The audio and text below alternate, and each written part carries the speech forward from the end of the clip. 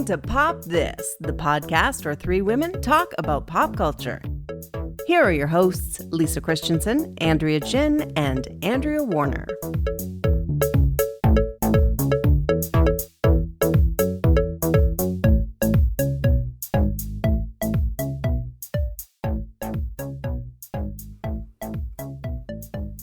I feel like we need some music. We need a band to play us in, or some crazy group of musicians that'll try and create some kind of segue between items that don't fit.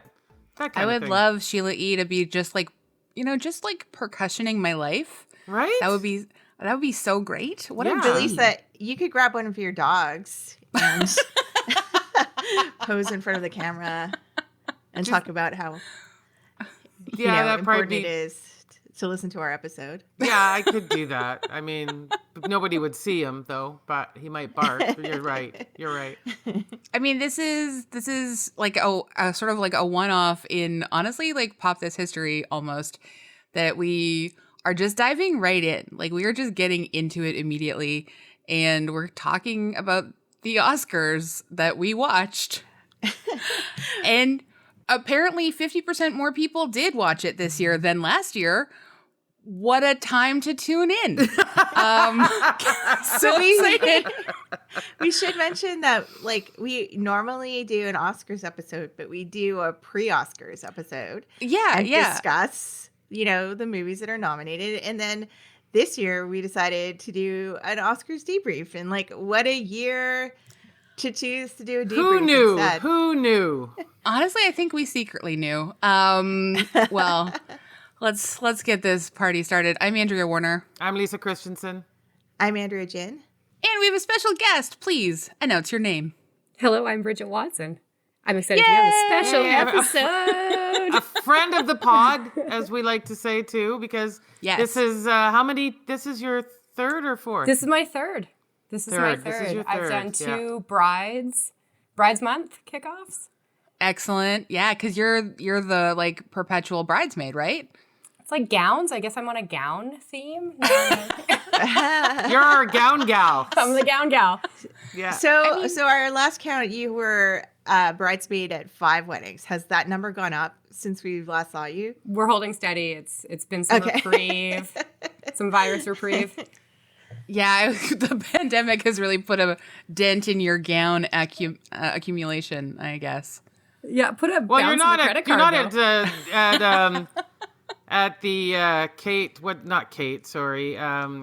27 Dresses. Maybe her name was Kate in it. But so you're still way off that. I saw someone on Twitter say the other day, though, like, oh, always a bridesmaid, never a bride. Like, we're so sorry you're popular. We're so sorry you have friends. And it's like, oh, right, maybe I'm framing this wrong. Like, maybe it's always a humble brag, like on air, Sorry. Yeah. Absolutely. Yeah, a little bit. You're like that important to at least 5 people, and probably a bunch of others who are just like, oh, I can't ask Bridget. She's already had to do all these weddings. How am I going to like make her do this one now? She went all the way to Turkey for one of them, though. That is one of the most impressive things I can think about. It is a long flight. I'll finish strong. Yeah. That's the last one. Don't retire, man. Think of like as we move into this like new stage of the pandemic, because that's what I'm calling it now. It's not a return to normal. It's a new stage of the pandemic, where like you'll be invited to sort of like these like vaccinated weddings, hybrid, where people are obviously losing a little bit of their composure being in public again for the first time. Maybe no MC, no MC at this wedding. Yeah, there you go. Well, I mean, do any of us know how to act anymore in public? Not even actors in all do. Honesty, no. No, not even actors do. You're totally right. Very, very good call. Yeah. Well, okay. So we're debriefing the 94th Academy Award ceremony, which happened on Sunday night. Yeah, Sunday night, May 27th of the year of our Lord 2022. Just for the record. Just for the record. Giving us the date exactly. Yeah. And hosted by Regina Hall, Amy Schumer, and Wanda Sykes. kind of have to start with the big slap of it all. Will Smith, Chris Rock. How many people here were watching live? No. I watched it. Yeah, I watched it. I watched it live. Yeah. We watched it live, but by about half an hour late. Yes. Oh, yes. And by that time, both of us had to turn the alerts off on our phones because all we were doing was getting people going, did you see that? Are you kidding me? And I wanted to see it live. I didn't want to see it slowed down or clipped or anything. Yeah. I really appreciated people because I've been like hunkering down for deadlines. So a lot of people thought maybe I wasn't watching. So I had at least a few people check in on me and being like, I don't know if you're watching, but you need to know that this happened. And I really appreciated that. You know, thank you. Yeah. That's you know what? I really appreciate this. Yeah. It was for quite a while. I genuinely was like, this could be a weird bit, a very strange bit, but it could be a bit because Will Smith is just not messy in public like this. He has kept his stuff tight for 30 years. And when he did have a kind of rocky beginning to his career, he has, kind of asked for sympathy for, a few wild years. And everyone was like, yeah, we'll give you that slack. You were young. It should be noted that he did put out a public apology tonight. We are recording on Monday, where he did say that he was out of line and then said, and I'm sorry, men in their 50s saying I'm a work in progress does not work for me. Of all of the Hollywood apologies that I have seen, I do think it is one of the better ones, though. It was sincere, for sure. Yeah. But I'm just...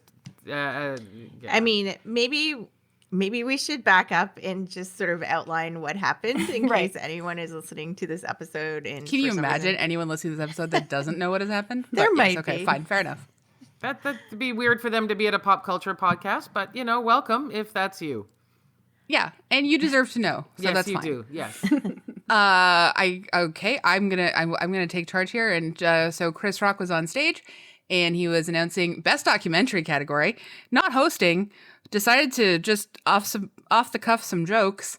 Made I can't even remember what the first few jokes were, but anyway, getting some light laughs, and then he decided to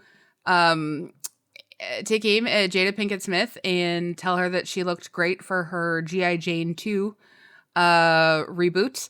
And Jada Pinkett Smith recently opened up about her battle with alopecia, an autoimmune disorder, and having to shave her head and losing her hair. And so she was not having it. Like, the camera panned to her. She did not smile. She did not laugh. She was not pleased. And then it kind of just like went on. And then suddenly Will Smith was on stage, and it looked at first like it was a punch, and then it was clearly a slap. He slapped Chris Rock, went back. I'm not laughing because I necessarily think Chris Rock deserves to be slapped, but I am laughing because it was so surprising.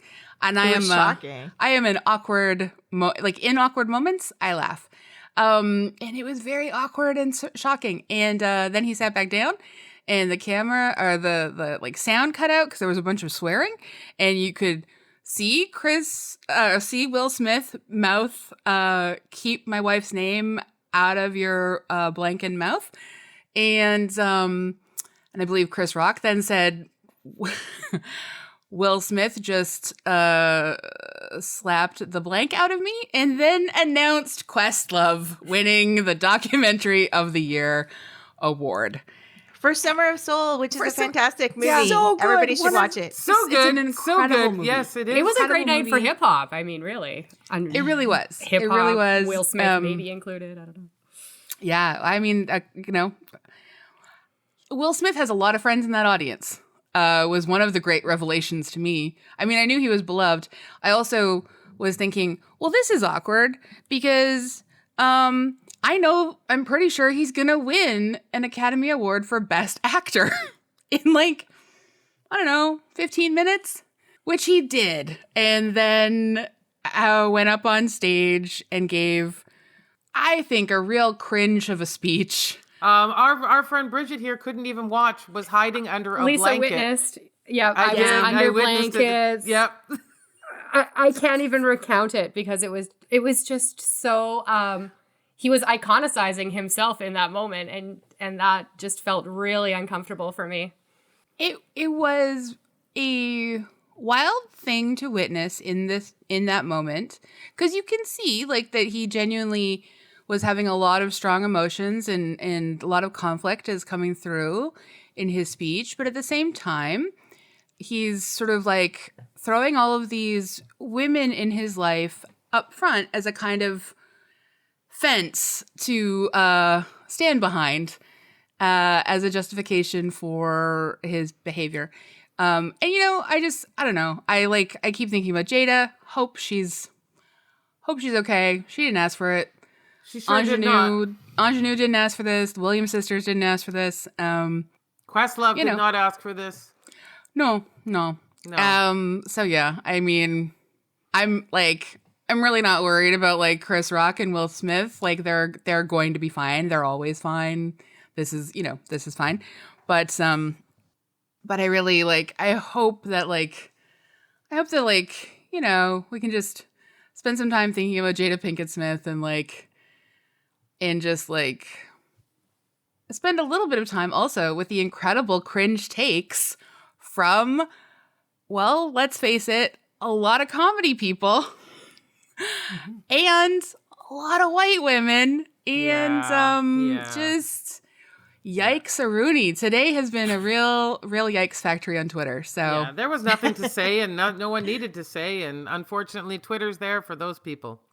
Judd Apatow needs to just have Twitter taken from his hands. Like, he is so quickly becoming the Aaron Sorkin of comedy. It's brutal. What did Judd Apatow What did he say? I missed that. Judd Apatow had the audacity to say, Will Smith could have killed Chris Rock.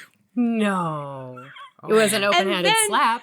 Continued to do a bunch, state a bunch of things, but did not. And he ended up deleting his stuff because obviously you should, because a bunch of people were very much saying, well, what did you do when you watched James Franco assault Busy Phillips on the set of Freaks and Geeks? Just where were your compunctions about things of this nature? Anyway, and much more serious on-set situations. Anyway, all that to be said, Will Smith has now apologized, allegedly. And as soon as, then P. Diddy got up on stage and attempted to sort of bridge peace, which was honestly a wild thing to watch because that's not really been his role historically. And according to statements today, Chris Rock and Will Smith did make a bit of peace last night, and they are okay. Well, he's not, and Chris Rock is not pressing charges too. That was also brought up. Yeah. But P. Diddy, peace and broker. Denzel was brought into the mix too at some point by Will, wasn't he? Denzel put himself in the mix. Right. Denzel was apparently, according to witnesses in the audience, soothing Will Smith, comforting him, Bradley Cooper as well. Denzel then was trying to comfort Jada as well. And then Will Smith name-checked him in his acceptance speech by saying, Denzel always tells me that the devil comes when you're winning. That's the thing that's the thing about the speech was just I did not know that instead of all these years, there's been talk of Will and Jada being secret Scientologists, that we were going to get this hard, wild turn into Jesus and the devil in this speech. Wow. You know what? I don't. The only good thing I can say is for the people who were involved in the moonlighting La La Land debacle, that's now been eclipsed. No one will ever even think about that again. Eclipsed, great phrasing. Good moonlight pun there, by the way. Mm-hmm. Also the Idina Menzel thing, obviously, in the Uma, history Oprah, of Oprah, yeah, all of it. There are so many things that happened at the Oscars last night that I really, really, really strongly disliked. And like, yeah, there's lots of other stuff to talk about. There's so much other stuff to talk about. Like how do we have a tribute to 60 years of James Bond, like the forgotten pop culture icon apparently, and not have it segue into Billy and Phineas performing the freaking song, like for best song? Like that is so stupid. Why are we celebrating 28 years of Pulp Fiction? Those were such low-hanging fruit. Yeah. Robert De Niro, not even in The Godfather. Anyway, I just like... I think he's in Godfather too. I thought he wasn't. Yeah, but you can make those anniversaries up every year just based on who's available. But I think it's evidence. I think it's evidence Pop This has had a real influence on pop culture, because we celebrate random anniversaries. We do that all the time. And we used to be the only ones. And now it's reached all the way to the Academy Awards. Yeah, that's but these guys have almost almost 100 years to play with. So cut yourself some slack, Pop This. Well, okay, Bridget, what was your like either favorite or least favorite moment? Okay, well, least favorite was the Will Smith speech. I was basically in the front yard during that.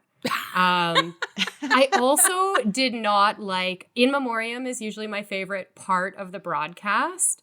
And I like a somber tribute. Maybe we have one lone pianist on the stage. There was a dancing chorus line. I apologies if they were announced who they were. I don't know, but it just detracted from everything for me, and it was cringe. A medley. A 4-song medley to get us through the In Memoriam? What a wild decision. Thank you. Thank you for validating my feelings. Oh, I was appalled the entire time. I was like, I am supposed to be weeping into my sleeves? This is not right. You just keep with the I will remember you. That's it. That's all you need to do every year. It's the one song that always works. And they did start out with it, right? But then it went into the other ones. They did, but they did a weird arrangement of it. It was kind of upbeat and strange. Yeah, it did. It felt oddly peppy. Like when a horrible thing is being announced on commercial radio in news or something. It was just an odd mashup. But the show started out great for me before we got into the theater. I did think there was some beautiful fashion on the runway and some fun fashion to be seen, whether it was like old elegance or young guys in colorful suits. Like there was just so much that I was excited for and so much that I was disappointed by because it was overshadowed in the end by the slap. Yeah. Mm-hmm. Yeah, there was some pretty great outfits. You're right. What are some of your favorites? Okay, I'm going to forget her name now. She's from Belfast, and she is also an Outlander. She wore a white Louis Vuitton piece that was just beautiful, and Louis Vuitton was on everyone. I liked it on Haim, on Alana Haim. Catriona Balfe. Catriona. Oh, yeah. She's also an Outlander, yeah. And so she was styled by Carla Welch, who's actually a BC-born woman. Who's down in LA now. I follow her on Instagram. Incredible. She also does Tracy Ellis Ross, who always brings it for the red carpet. But on this particular night, I do think she felt uncomfortable in that dress. And it was obvious when she was posing. Like she herself was nervous, I think, that was not enough coverage on the front for her. And you could tell, I think, when she wore the cape to come up in the presentation component of the show as opposed to the red carpet. But I loved the young men that came to play in all the different colorful cut suits. And I also loved Kristen Stewart. I mean, I knew she was going to come in Chanel. I knew that was going to happen. She has to. She's their muse. But she did it so much her way in the hot pants and the white shirt. White shirts were having a moment. We definitely saw that, both with Zendaya and even Uma, even though she was doing the Pulp Fiction look. It was very, paying homage to Sharon Stone in the 90s, which I loved that look and was happy to see it come back, which feels very on point for fashion right now because that era, that late 90s, 2000 is very much what that younger Gen Z crowd is doing. So for Zendaya to wear that was What did beautiful. you think? What did you think of the shirtless Timothy Chalamet? I'm here for it. I'm so here for it. And I think that he looked like the missing bride to Alana Haim, or the missing groom to Alana Haim's bride. They were both in Louis Vuitton, and she was in the white gown, and he was in the black shirtless suit. I thought he looked great. Mm-hmm. That would be a heck of a wedding. I thought Lupita Nyong'o looked That was my favorite dress. So beautiful. Yeah. Guys, I disagree. I love her. Oh. She always looks beautiful. I thought that Prada dress was a bit messy because whenever you sit down and get up in it, it's sticking in a million different directions, which is a challenge for her to move and pose. I mean, she still nails it in the moments, but there was just a lot going on for me with that dress. But if anyone's going to pull it off, it's her. You also really liked the Coda director's dress. The Coda director. Sean Hayter. She was beautiful. She looked beautiful. I do think Jessica Chastain, right from the beginning, it felt like her night. She looked luminescent on the carpet, and she looked like a movie star, and it was just so nice to see people looking like movie stars after a while, which I thought the same of Nicole Kidman. I'm not a huge Peplum fan, but I mean, she's going to do Armani, and they custom created that color of that dress for her, which I thought was pretty impressive. Wow. So that was nice to see. I saw that red seemed to be the color of the night. Yeah. Yeah. Like Kirsten Dunst. Yeah, that was a nice dress. And hers was recycled. That was an O2 gown. So I like seeing that. I liked Ariana DeBose's pantsuit and cape kind of thing. And I thought that was fantastic. Which is so iconic Valentino, but like how Kristen Stewart had done Chanel her way, this was also just a modern take on that long, slim red Valentino gown that we always see. And so I liked that too, Andrea, a lot. I thought Simu Liu looked good in his Versace suit. He looked great. And I love him flirting with Tiffany Haddish. I thought actually Tiffany Haddish looked amazing too. And the two of them together, like, I would love to see them in a little cute, flirty rom-com spy thing. Like, I think they could really pull it off. I loved when Tiffany Haddish gave the fist bump there to Amy Schumer when she came out and tried to sort of pay homage to what had happened with Whale, and Tiffany's like, good effort, friend. Yeah. In the red, speaking of the red, I also thought the young girl, she's Canadian, or young woman, I should say, that is the sister in Coda. And she wore a beautiful red gown. And that was also, I think that was Valentino, and she looked beautiful. Yeah, red really had a night. You're right. Yeah. And then that sort of powder baby blue suit that Cody Schmidt-McPhee was wearing. Yeah, was wearing. I thought that actually, like, he pulled that off. Not many people could. I also think, like, Daniel Kaluuya always has, like, such great outfits on the red carpets, and he, like, is just a power dresser. Jessica Chastain, I didn't actually like her red carpet and Oscar dress, but I really liked her after party dress in her portrait at Vanity Fair. It's this, like, incredible green. It's really structured. It just, like, lights up her red hair really beautifully. And it's just, I don't know, it's really stunning. It's very Ariel. It is. Yes, you're right. Yeah. I also thought Ingenue Ellis looked amazing in her. Oh, she looks so like, great. Burnt rust colored. I don't even know what you describe that as, but she looked gorgeous. Yeah. And one of the producers from Encanto, I can't remember what her name is right now off the top of my head, but she spoke when they won, and she also was pulling off that Sharon Stone tribute outfit with the white dress shirt and the full skirt.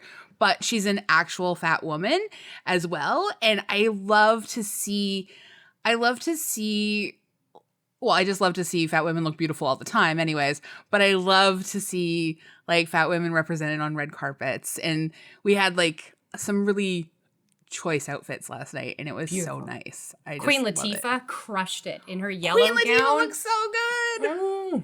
So good. So good. I wonder what she wore to the after parties. I didn't catch enough of those photos. Oh, I haven't caught an after party shot of her either, actually, now that you mention it. Well, we could talk about fashion all night, but AG, do you normally watch the Oscars? Like, is this sort of No. like, yeah, okay, so Did you say no? I mean, no, I don't really. I watched it on and off throughout my life, but in the last few years, I've just lost patience with the Oscars. And it's not that I'm not interested in who won, but I would just find it like I'd follow it a little bit on Twitter, maybe during the thing, and then mostly just look up the list of winners at the end of the Oscars and just. But then you miss all the slaps. and then also maybe like click on the Vogue Best Dress, list, and just to check out all the dresses. Like I would check out all the summaries of the event, but I just had no patience to sit through that like award ceremony. I'm just like, I don't know. So how did it feel last night watching it? Like, was it chaotic enough that it sort of kept your interest? Well, I found that the hosting, like Regina, Amy, and Wanda, were like really funny, and I thought they did a really good job. Like I was going to say, that's probably the highlight of the Oscars for me, was their hosting. And so I actually didn't mind it, and it was, but at the same time, I was tuning out a bit until the Will Smith thing happened, and it was one of those things where you're kind of like lulled into just watching something, and you're like, wait a minute, what's happening? Did I just see what I think I just saw? Like what's going on? And so like last night was definitely one of those things that like kind of jolts you out of your complacency of watching awards shows, because it was then the rest of the night was just spent like processing like what do I think of seeing someone slapped on the Academy Awards stage? It was so shocking. Yeah, I have to say it was also a pretty chaotic in the sense that it didn't have a theme of one film taking all the awards. It was all over the map. It really was. The exception of Dune taking all of the technical awards. And I will have you know that Bridget and I did watch Dune. And so ask away. Ask us anything. We're ready for Dune Part 2. Oh, yeah. We know everything now. We got sat sucked through right in. the whole thing. And I think it was over 2.5 hours. We started out cynics, but we're ready for Part 2. Yeah. Really? So, yeah. So, yeah, I was I watched it and I was just like, I don't care about this at all. I was just happy I understood it, to be honest. There was still a lot of, why is he doing that? Oh, he's with them. Oh, there was still a lot of that. But on the overall, I mean, it was like that Belfast won, this one award, and Eyes of Tammy Faye won this one. I guess Coda, in some ways, the big winner of the night. Obviously, Best Picture is the big winner, but it was just still, it felt like that nobody really knew which film at all was the big winner. And I think that there's something about the Oscars when it's like one film is taking everything. You feel like you get caught up in it. And this one felt like, who knows what's going to happen next? Nobody knows. I mean, I do think that is very much the vibe of this Oscars. Mm-hmm. Who knows? Like, yeah, you didn't know what the jokes were going to be. You didn't know what anyone was going to do. No, there was an awful lot of people forgetting when they were supposed to speak. I mean, and I'm not speaking about the beautiful moment with Lady Gaga and Liza Minnelli, which was my God, incredibly that sweet. Moment killed me. I was like weeping when like Lady Gaga just like leaned over and said, "I got you." And, and obviously also like Lady Gaga is just, I mean, I sometimes give her a bit of a hard time, but like in my head, I also hated, I hated A Star Is Born. You're like, look, lady. I hated A Star Is Born, but not because of her. It was Bradley Cooper. But I really love how she shows up and she's like in a moment and she has the back of the people that she's with on stage, And like, I mean, obviously Liza's like great. And so of course she's just thrilled to be there, like with Liza Minnelli. That makes a lot of sense.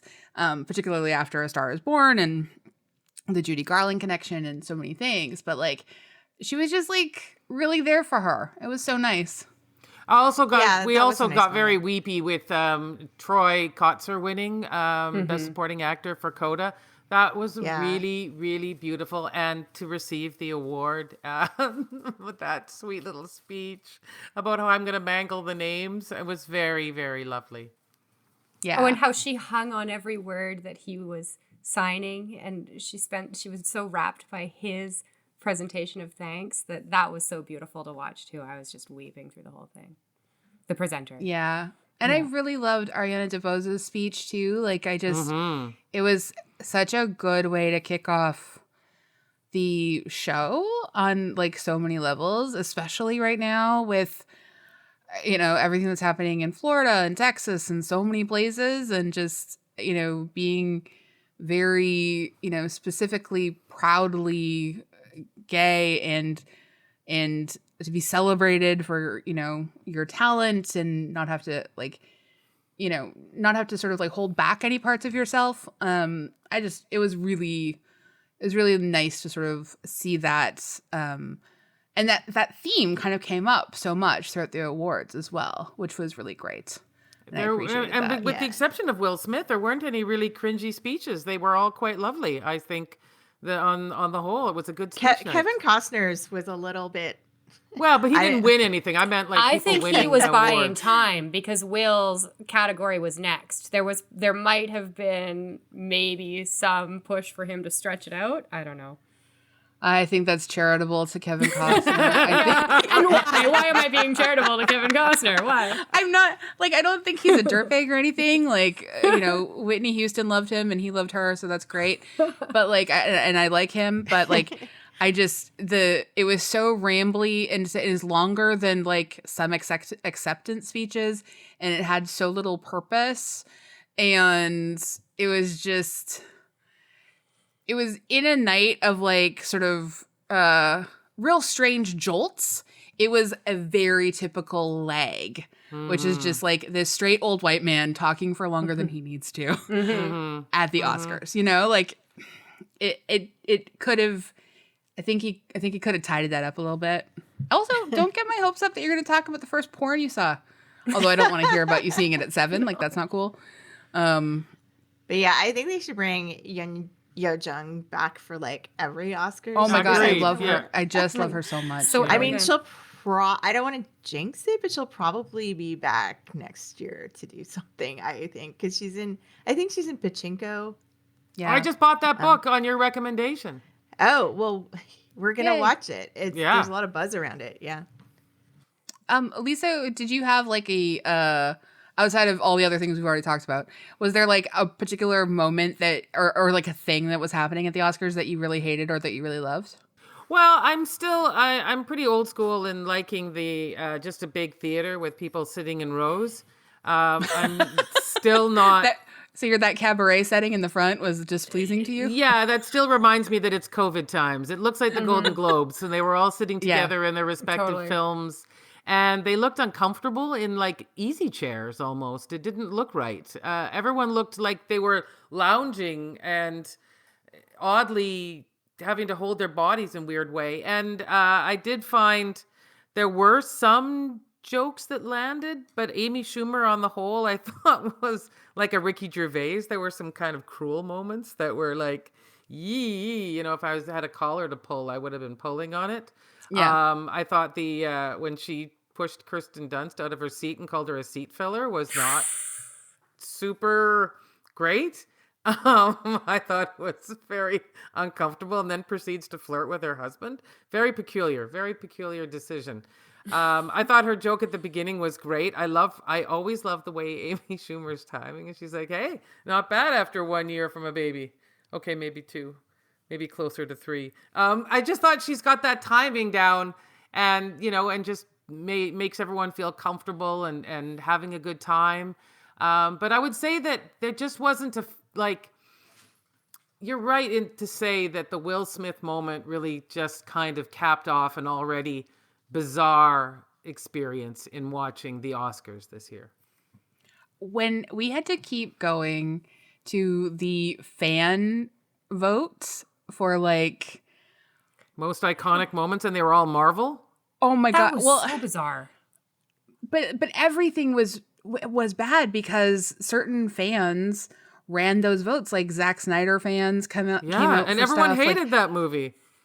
It's just like, just don't like there's the People's Choice Awards already. It exists. Well, but that's the thing. Like the fan engagement is not like these fans are going to watch the Oscars so that they can see this one clip. I also really, I really hate it when award shows decide that they're going to make a bad decision and then they try to course correct, but not like by fixing it. They just double down on badness. Like if you're going to give out 8 awards in the pre-show, like in the hour beforehand, why tape them all and then give them out, like run through all of those tapes during the actual ceremony? Yeah, that was don't. Made me think there was something wrong with my TV. Yeah, it was stupid. It was so stupid. I hated it. And it seems like they've taken more categories out of the main show. Did we see hair? Did we see makeup? All these things that I love to see. No, we saw costume. That was it. I was glad that they did them in a way, even though it was clunky, because it did shorten the time. Like, and we didn't have to actually sit in real time to watch all those awards given out. But like the thing is, they showed the tape of all of those awards being given out. Like it didn't take as long as announcing them and showing a clip from each person. But the thing is, like, I'm okay with skipping a 3-minute tribute to Bond if we have one more award shown. Yeah, exactly. Like I don't need why reminders. Was Bond again? 60 years or something, right? Have you heard about him? Bond. James Bond is the name. Have you heard about him? Why is there a tribute to Bond at every of the 94 Academy Awards is how it feels to me. It's like peak masculine virility adventure nonsense. Like he is a billions and billions of dollar franchise and I don't know. Pretty much every theme song from a Bond film wins, though. I was telling Lisa, I was trying to watch some of the red carpet on YouTube, and it took me a few minutes. It wasn't until George Clooney showed up with Stacy Keibler that I realized I was watching an old broadcast because they were talking to Halle Berry, and I was like, wow, she looks amazing. And she was talking about how she was there as part of the Bond tribute. And I realized much after the fact that an unwed George Clooney no longer exists. So I was watching something false. Well, she still looks amazing. So you're right there. True. I mean, it all checked out until Keibler. Yeah. But that was your problem was that was an earlier Bond tribute, not the 94th Academy Awards. It's just Bond that tribute. So many of the same players were on the same carpet talking about the same stuff with the same facelifts. It took me a minute. They ought to do something really fun. Like, what was the weirdest profession that they gave one of these Bond girls? And I'm going to go with Denise Richards wasn't she a nuclear scientist or astrophysicist? Some kind of super duper. I mean, I just remember her name was Christmas Eve. I know they all get dumb names, but like, I don't know, man. If you want me to buy that, it's hard to top Pussy Galore, but yeah. You're right. Actually, Pussy Galore is just. That is a pearl clutch of a name if I ever heard one. My God. I was really like, I was excited about the We Don't Talk About Bruno performance because I do really love that song. But I was actually sad that they redid a bunch of the words to make it sort of an Oscar tribute, even though I was so glad we got Megan Thee Stallion out there. Bringing her thing to it. She's great. I love her so much, and she fits in really beautifully in that world. But I really liked it. I do. The beautiful opening song from Beyonce though was quite spectacular. That opening number. Opening song from Beyonce was amazing. Wow. Yeah. And it took Bridget to tell me that they were dressed up in the color of tennis balls. Oh, I did. You didn't. That didn't. That didn't. I think eventually it was all in the green. But yeah. They were definitely tennis. Yeah, no, it was definitely tennis. Yeah. Yeah, I know they were on the tennis court, but I just didn't do the cue in. But then Bridget did mention that was another hot color, that neon yellow. The green. Yellow, yeah. The green. Was I think neon yellow is having a moment. Neon pink and like all the neons for spring are kind of huge right now, right? Yeah. Also, like Beyonce's carrying a little tennis ball purse. Oh, cute. Oh, I didn't even see that. Oh. Yeah, it's real cute. You can get it on Ivy's line. I'm not sure, but I hope so. Me too. So, what did everybody think about Coda winning Best Picture?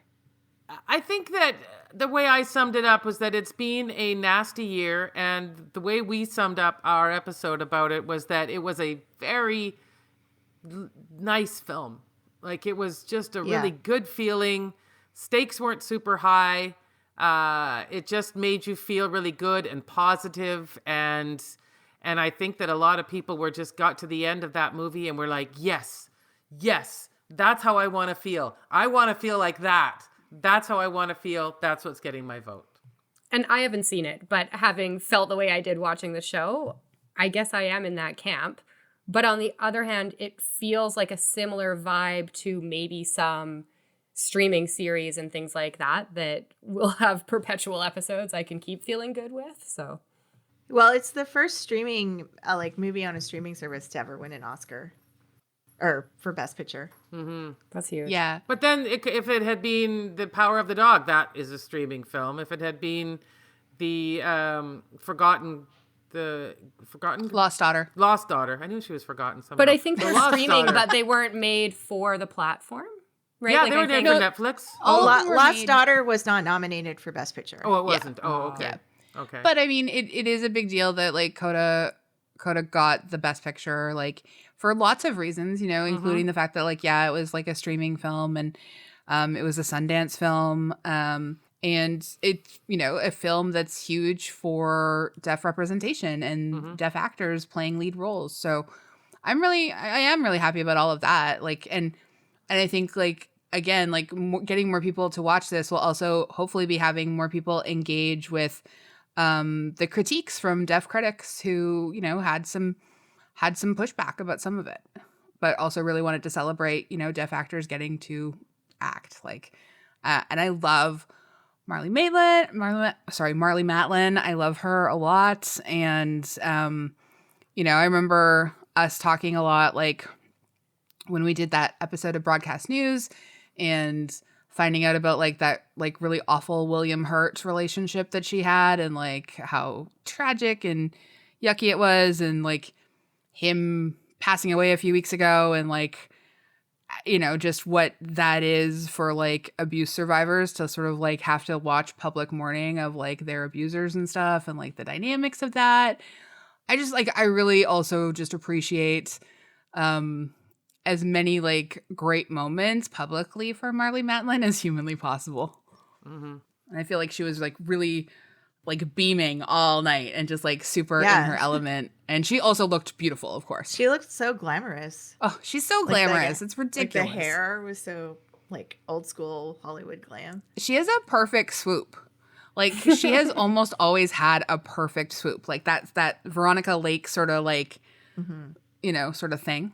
I really like it. Old school glam to Rita Moreno. Like she really. Yeah. Oh my God, you're right. Yeah, she said she was wearing a black wig just because she felt like it, and an old hat she found in France. Like, and she just radiated. She was so fun. And like, what is she? 90, I think. Right? I mean. Yeah. Wow, what a babe. I know. It was really like I would honestly have loved to see her up on stage. I could have celebrated any number of her different milestone achievements. That would have been super cool. And honestly, like having like the Lifetime Achievement Award for Samuel L. Jackson, like kind of would have been nice to see some of that. Like, dude's been in it a long time. He's worked pretty hard. Like, he has survived lots of stuff. Like, he's gone through a lot. And I don't know. I'm never going to be thrilled to have to sit through weird tributes to things that don't really matter when we're giving people their flowers and then like just kind of like take all the flowers away from them. And it's so weird. What a weird decision. You want him to be there, but you don't want to celebrate him publicly. I feel like that was the Williams sisters' experience through this whole awards season, where something wonderful was there for the family and for them. And then like whether it was Campion's comments or Will Smith's speech, it's like, I mean, they just kind of got ridden over in their moments a little bit. Yeah. Yeah. They looked great, though, also. They Can we sure just did. talk about their outfits, too?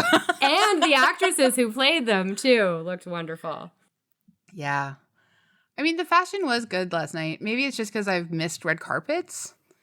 True. But it felt like, I don't know, it felt exciting. Some of the stuff.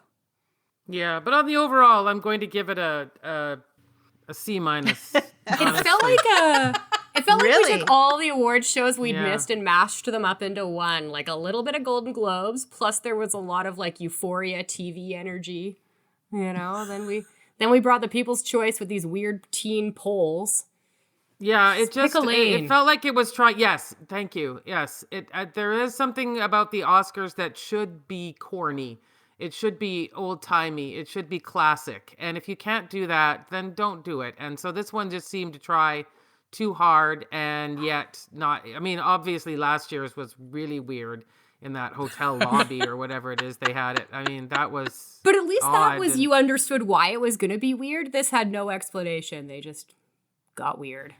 Yeah. But I mean, I think like they're, like Oscars ratings have been going down every year over the last few years. And so I think they're like struggling to find a way to be relevant. And like, like as content creators, we all know what that means. It's like, how do you interact with the audience? Or like, what are you going to do on social media? Or, like, I'm sure it's that same pressure for Oscars producers to try and like, just think of some way to modernize the Oscars to make it not so like, to try and draw more people. But all they had to to watch do was it. not make it so white. I mean, that's all they had to do ever since. And take it off cable.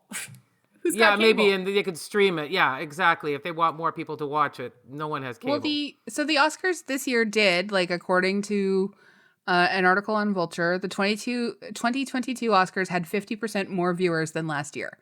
So, And what was their, but why? What happened? What did they attribute that to?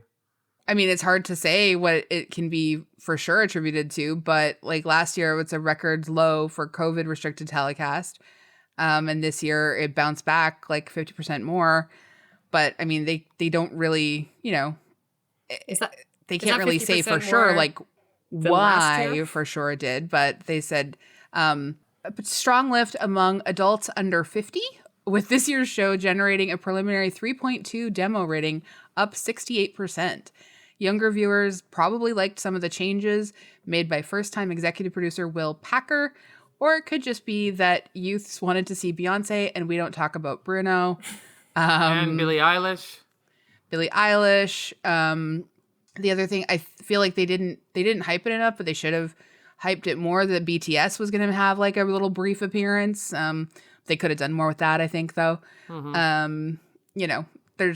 I think that if they see this as a win ultimately, which they will, because it's the first time the Oscars have been kind of like extra pop culture relevant in a way in a few years, then they'll probably continue to sort of like capitalize at least on like some younger draws and like, meaningful diversity and stuff in the coming years. Like it does work. As long as at least it seems that way. Like I compared it to this year's Oscars almost like how they redid Sex and the City. It felt like they almost just tried to take every moment they could possibly and mash it up without a lot of coherence about what that necessarily meant. So you can't just do diversity and call it diversity because you have a Black chorus group dancing in front of an in memoriam. And there were definitely efforts made and those were very visible, but that has to be consistent, right? Yes. Yeah. Agreed. I hope that it's consistent. I mean, it just seems it seems, well, you never know. Let's face it. Hollywood, they're always going to disappoint us somewhat, somehow, some way. Wow, that is a way to sum it all up. And yet, like, honestly, like, I am weirdly energized by some of the conversations that have come out of it and some of like the very like good sort of nuanced takes. And like, I read this piece today from Gita Jackson on Vice called The Lives of Others, and I really loved that. She wrote, how you respond to this ends up saying more about you than it does Will Smith, Jada Pinkett Smith, or Chris Rock. And I am here for very smart takes on all of this stuff. And it's really, you know, like this is how we continue to have sort of like a pop culture that is weirdly, bigger than sort of silos of communities. Like this is how it sort of bridges all kinds of different communities that come together to sort of talk about these moments. So the Oscars kind of delivered a little bit on that for the first time in a while, I think, in a weird way. I'll give you that. Yeah, agreed. Oh boy. So will you watch it next year? 100%. I don't think I've ever missed it in my whole life. As soon as I was sentient, I've been watching the Oscars. So yeah, of course. I might get cable, so I'm not watching a red carpet from 1999 or whatever. Yeah. Oh, can I just say though, like the red carpet, one of the things you did not miss, Vanessa Hudgens was one of the co-hosts of the red carpet for ABC, and she can't speak without a giggle. Like every sentence has like a giggle, and it could be very cute if you were friends with her. It is weirdly less cute when she's just like, your dress is so beautiful. and like literally every 10 seconds. Yes. And yet she's still better than like they had like this fashion designer who was truly just like, I heard you were fantastic in that movie. I didn't see it, or like whatever. Like he was wow. Anyway, wild hosts for the ABC red carpet. Don't know what they were thinking. Terrence J was good though. He should get to do everything. I was watching Laverne Cox. Oh, Laverne Cox would be amazing. Yeah, and had the best way of asking people about their outfits was simply, what story are you trying to tell tonight? Which I thought was the best way to get into it. Not what are you wearing? Amazing. How do you like the shoes? You know, give us some glam. Just what kind of a story are you telling tonight? And then you get stories from people too, which was really wonderful, you know, about how they got ready or who they got ready with or how they came to the color. So I just thought that was a really good way to get into that without being objectifying, you know? That is so much better. Oh my God. Yeah. Yeah. I mean, normally I haven't really watched it much in the last few years. I've done the sort of catch up and clips after thing. But I was really glad I watched it last night. Well, I'm glad too. It's such an annual tradition that I would never think, no matter what, of missing it. So it's hard for me to gauge that way because I will always watch. I will always be there. I like that commitment. That's nice. Yeah. I feel like if there's a movie I'm really invested in that's like nominated for stuff, then I'll watch it. But if it's a year where I'm kind of indifferent to all the movies, I just will skip to just reading who won what at the end. Does the host make a difference for anyone? The host actually does make a difference for me. I hate Ricky Gervais. I hate him. Oh, all right. Wow. Okay. Yeah. I think we get it. We got how you feel. Yeah. It was weird. I didn't even take a single shot at Benedict Cumberbatch last night, though, Lisa. No, you did not. Yes. I didn't. I just... Are you warring with him, too? Himself. Yes. Lisa and Andrea are so mad about Benedict Cumberbatch. We really hated him in The Power of the Dog. Like, we really, okay. I mean, like, valid. we were quite, it was visceral. So, yeah. We imagined a different movie altogether. It wasn't up to us, but we imagined a whole other different film. Yeah. Anyway, well, Bridget, it has been so nice to have you with us. Thank you so much for joining us. Is there, would you like people to like find you online, or is that creepy? Oh, I mean, you can hit me up just at BWatts on Twitter, BEEWATZ, for all my hot takes on Timothy Chalamet. 1990s repeat broadcast of Oscar red carpets. You're just like live tweeting in 1997 broadcast. That could be. There's probably a TikTok doing that. Let's be real. Yeah, you're right. You're right. Good point. Well, we're not going to do recommendeds this week because this is kind of a one-off weirdo episode. So we're just going to say thank you, everyone, for listening.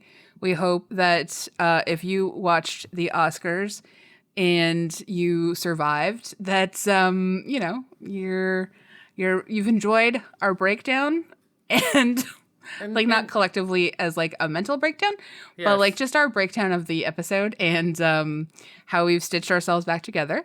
And you can hang out with us on Twitter, Facebook, Instagram.